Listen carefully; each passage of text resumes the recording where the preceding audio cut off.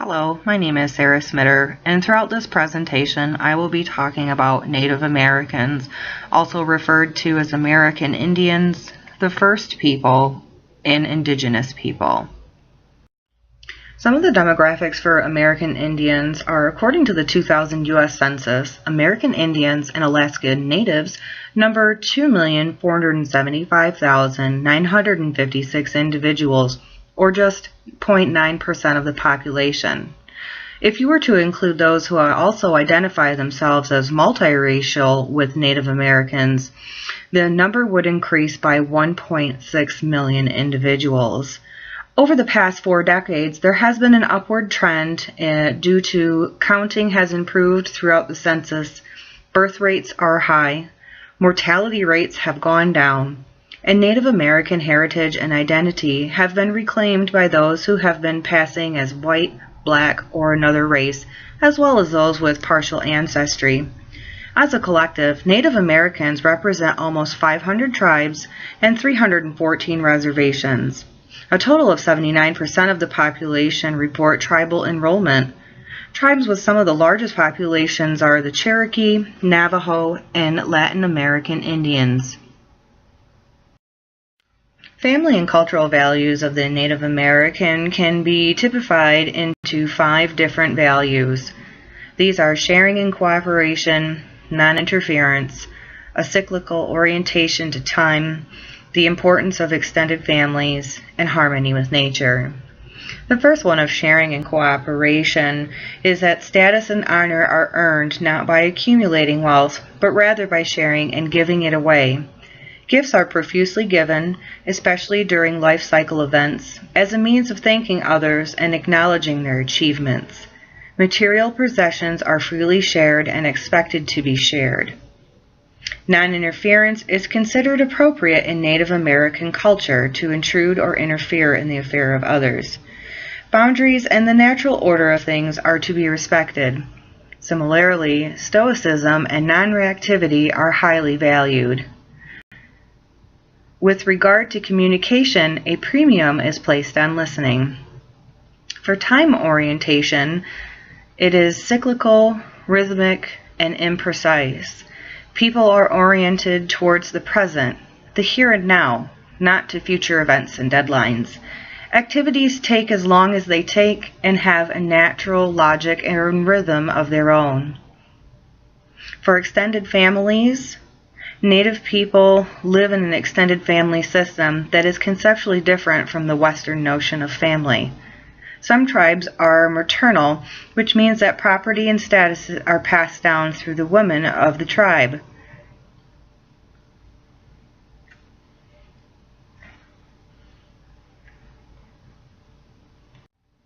Individual family members feel a close and binding connection with a broad network of relatives that can extend as far as second cousins.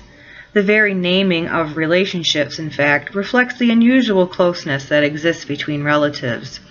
For an example, grandparent applies not only to the parents of one's biological parents, but also to their brothers and sisters. Similarly, the concept of in-law has no meaning with Native culture because after entry into the family system, no distinctions are made between natural and inducted individuals. Lastly, harmony with nature. Native American cultures emphasize the interconnectedness of harmony of all living things and natural objects. This spiritual holism affirms the value and interdependence of all life forms. Nature is held in reverence, and Native peoples believe that it is their responsibility to live in harmony and safeguard the valuable resources we have been given. The interviewee, Jack Lawson, has worked in the field of alcohol and drug treatment, primarily with Native peoples, for over 22 years. Currently, he is the Native American coordinator for the State of Oregon Youth Authority. In this position, he is responsible for establishing relations with the 9 federally recognized tribes in Oregon, developing and implementing culturally relevant treatment services, and helping to oversee the Oregon Youth Authority's mission of implementing cultural competency and community development in juvenile crime prevention plans. He has also provided treatment services to Native inmates in the Oregon State prison system, was lead trainer for the Oregon State Alcohol and Drug Office's Cultural Diversity Training Program, and worked as a counselor in a wilderness treatment program for the Sleets tribe in Central Oregon. Ethnically, he is a member of the Creek Nation. Unlike other people of color, Native Americans have found it impossible to assimilate upward into American society, while other communities of color struggle to increase their underrepresentation in the ranks of the middle class, in professional and white-collar job categories, in higher education, and so on. Native American representation in these groups is all but non-existent. Lawson talks about several characteristics that all Native Americans have in common, which are health problems such as diabetes and a high mortality rate, but also substance abuse and alcoholism. Lawson attributes the substance abuse and alcoholism due to a damaging process that has been applied to Native Americans, and that is the assimilation into the American culture. Lawson explains that it is not an experience that many dominant culture people can really identify with. It is having your religion outlawed, having your language outlawed, and living in a world that has devalued your very existence. This is what brings about feelings of justified anger that are present in the Native American communities. Anger is everywhere, and it plays itself out in different ways as Native American people respond to both historical and ongoing oppression. Lawson states that there have been many obstacles for the Native American families. One of the more recent experiences is that of the boarding school. This left many Native Americans devastated. Lots of their social problems stemmed from this issue. This issue is where they were forced into institutions of boarding schools where children were separated from an environment where they would have been socialized and reared culturally by parents, grandparents, aunts, and uncles, but instead placed in an often harsh environment which did not recognize Native American beliefs as having any values. Today, Lawson claims that alcoholism is the #1 health problem for Native Americans, where 100% of all Native Americans affected either directly or indirectly because of it. Lawson goes on to claim that in the age group of 16 to 21, American Natives lead the nation per capita in suicides and higher than national rates of diabetes. Currently, the Native American average lifespan is 45. These statistics, according to Lawson, attest to the problems faced in the Native American community and more privately by family members, and most of them are linked to the destruction of the cultural family.